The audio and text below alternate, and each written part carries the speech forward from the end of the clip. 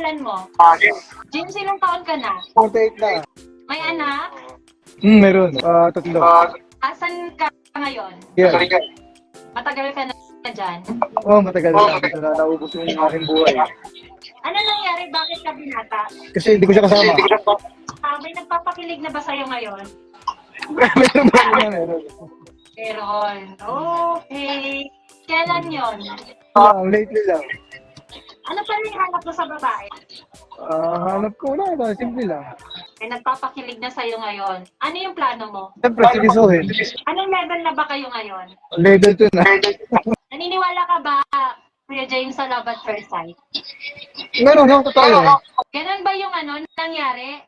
Na-fall ka ba dahil sa love at first sight dun sa nagpapakilig sa'yo? Hindi naman. Kasi at our age naman siguro pinauso yung love at first sight. Kung hindi sa yung mga love at first sight, parang sa teenager na lang siya.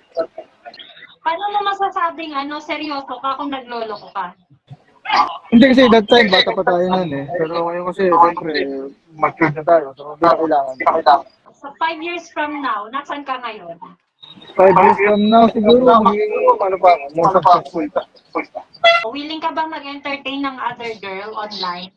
Or mag-stick to one ka na dun sa nagpapakilig sa'yo? Hindi, lang, stick to one lang muna, for now. May message ka ba sa someone na nagpapakilig sa'yo ngayon? Nagpapakilig sa akin ngayon. Sana maging masaya din siya sa buhay niya. Although complicated din naman siya. Also, masaya ka ba ngayon? Normal, hindi ko masyado. Baka kasi, ang buhay, enjoy lang. Hindi yung pwede lagi kang masaya, hindi lagi kang gusto. Ano lang, pwede. Kumusta ang puso mo?